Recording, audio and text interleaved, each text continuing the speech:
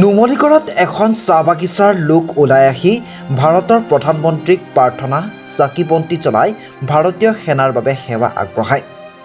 পাকিস্তান মুৰ্দাবাদ ধ্বনিৰে মুখাৰিত চাহ বাগিচাৰ আকাশ বতাহ।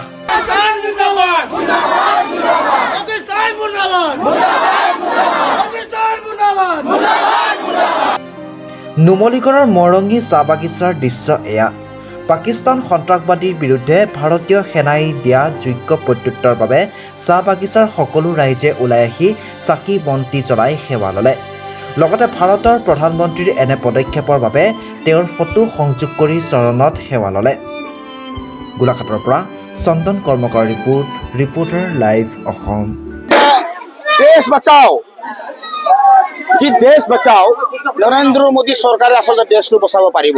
একমাত্ৰ চৰকাৰ আমাৰ ভাৰতৰ যি প্ৰধানমন্ত্ৰী নৰেন্দ্ৰ মোদী চৰকাৰে আচলতে দেশ বচাব পাৰিব।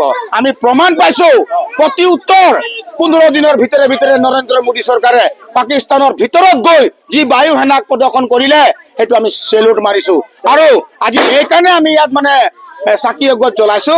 আচলতে যিসকল যুদ্ধত যাব, যুদ্ধত তেওঁলোকে লাগি আছে, তেওঁলোকে ভাৰতৰ হৈ লাগি আছে, তেওঁলোকৰ সুস্থ শৰীৰ কামনা কৰিছো।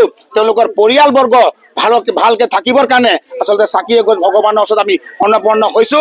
আৰু নৰেন্দ্ৰ মোদী চৰকাৰৰ যিসকল বায়ু সেনা আছে, যিসকল তেওঁলোকে সৈনিক আছে যুদ্ধৰ কাৰণে, তেওঁলোকে ভালকে থাকিবৰ কাৰণে, সুস্থ শৰীৰ থাকিবৰ কাৰণে আমি ভগৱানৰ ওচৰত প্ৰাৰ্থনা কৰিছো আৰু চাকি এগছ জ্বলাইছো, যাতে তেওঁলোকৰ শৰীৰ সুস্থ থাকিলে আমি সুস্থ থাকিম, দেশ ভাল থাকিলে আমি থাকিম, দেশ বাচিলে আমি বাচিম।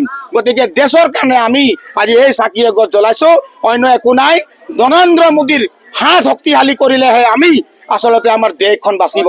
সেইকাৰণে আমি নৰেন্দ্ৰ মোদীৰ হাত শক্তিশালী কৰি দেশ বচাবৰ কাৰণে ভগৱানৰ ওচৰত আমি আজি এগছ প্ৰাৰ্থনা কৰিছো আৰু এগছ চাকি জ্বলাইছো। আৰু আমি ভৱিষ্যতে পাকিস্তানক নিশেষ কৰি আমাৰ যিসকল বায়ু সেনা, যিসকল সৈনিক তাত কৰ্মৰত হৈ আছে, তেওঁলোকে সুস্থ শৰীৰে ভাৰতত ঘূৰি আহিবৰ কাৰণে ভগৱানৰ ওচৰত আমি আজি প্ৰাৰ্থনা কৰিছো।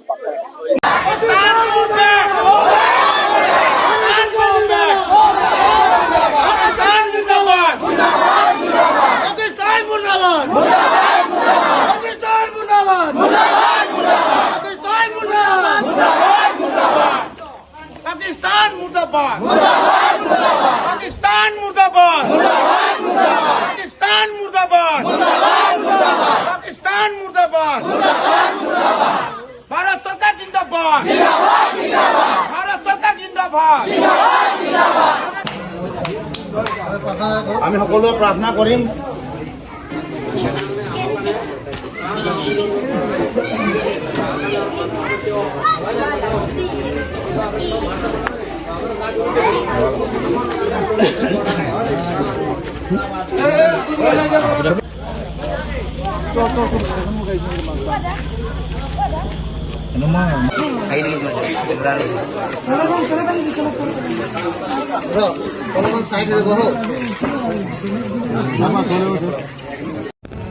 Reporter live Assam.